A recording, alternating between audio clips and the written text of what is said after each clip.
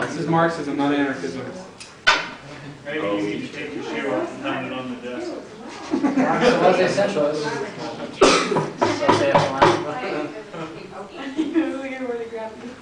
If they don't shut up. Alright, questions? Throw it at them. Yeah. Alright, good enough. Alright, I wasn't opposed to the firing squad method. I just wanted people to mix it up a little bit, that's all. But anyway, any questions or, sorry, I do apologize if my presentation was overly vague or broad. I was trying to maybe there's new people and advanced people and I was trying to get somewhere in the middle, but maybe just pissed off both sides, I don't know. But anyway. Everybody's angry. Everybody's angry. We're all angry together. Well, that's important. So yeah, if anyone has questions, let's go ahead and. Yes, how does the permanent revolution transcend cultural and ideological differences? That's a really good question. There are quite a few. There are quite a few differences, but I think that the key thing is, while the working class worldwide is very heterogeneous, it's also the most homogeneous class in history. Something Marx talks about. Yes. What is heterogeneous? Very multi-layered. There's a lot of different layers. Marx talks about all the different societies before capitalism and how there are so many different classes and all of them opposed to each other, particularly in ancient slavery. But how under capitalism, for the first time, we have largely, though not entirely, you have two classes, the capitalists and the workers, facing each other. Obviously the capitalists are very heterogeneous. In general, there's lots of different capitalist classes. In my view, there's only one working class, despite massive differences between different layers. And they all have fundamentally the same interest. So while I do think that there's going to be enormous cultural differences, especially between the American imperialist working class and someone in Africa or Asia or Latin America, there's still that fundamental interest, class interest against exploitation and oppression. And so I think, as far as the permanent revolution goes, the idea behind it, obviously part of it is the democratic revolution, the other part of it is the worldwide revolution. The key thing with that is that there's a need in both sides, especially nowadays with the globalized economy, for the imperialist working class, to work with and unite with the maybe post-colonial working class. I don't know what you'd call it at this point, but the working class of the developing countries. I don't know. There's an absolute need because the division of labor itself has actually been strewn throughout the whole world as opposed to just individual countries at this point.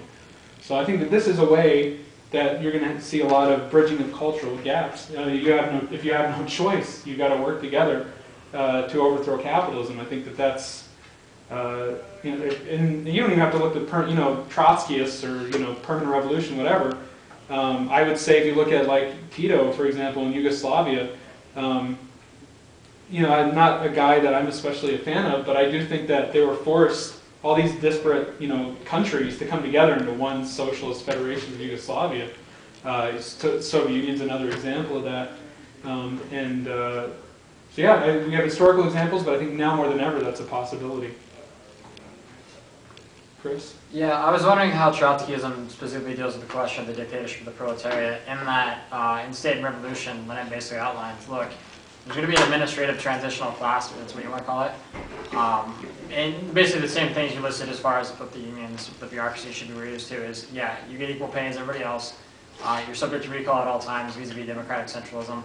So I mean, but given the fact that there's actually this class of people that is going to be administrating society for a period as long as it takes until either the capitalists are dead inside or outside, or they've been reformed through labor, through Maoist. At what point do you see this conflicting with Trotskyism? Yeah, I actually don't at all. I think that State and Revolution is something that we still quote in a lot of our documents, particularly in relation to Venezuela, as far as some of the methods that a revolutionary party would have to take. For example, I mean, you mentioned I think a couple, but recall of everyone. God, I wish I had it in front of me. Recall of everyone. Do you have it right there? Yeah. You want to pull up the four? Can you pull up the 4 demands of the Bolsheviks in power? I don't honestly think that these demands were necessarily reached under the Bolsheviks. I think that they were doing their best to get there.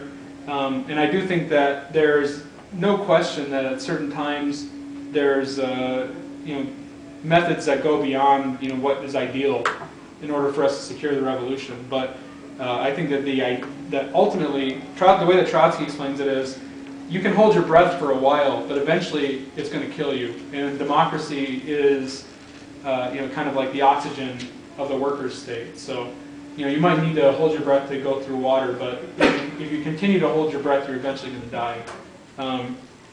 So I think that that's the key thing. Is yeah. Did you find? I actually didn't find out. I was going to actually follow up my question.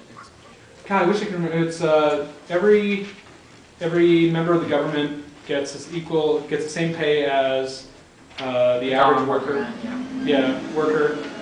Immediate recall of any official at any time. No standing army, but the workers armed, and for constantly switching out the bureaucracy. So if everyone's a bureaucrat, no one's a bureaucrat. Again, I don't think if these four things that are in State and Revolution, I don't think that those things were necessarily achieved by the Bolsheviks. I think they really tried to get there, but I think because of the extreme backwardness of Russia, they were forced to deal with the situation, as it came. So they had to take, like for example, the Tsar's army as opposed. There's actually a big dispute in the party over it. There's the military opposition, which wanted to have a very strict understanding of, the workers in arms is the only army. I just don't think that at the time it was possible. But I think that that's what we're aiming for. That's the kind of state we're aiming for as a semi-state, not a real state, one that Marx and Engels and Lenin all talk about. That's on its way to withering away.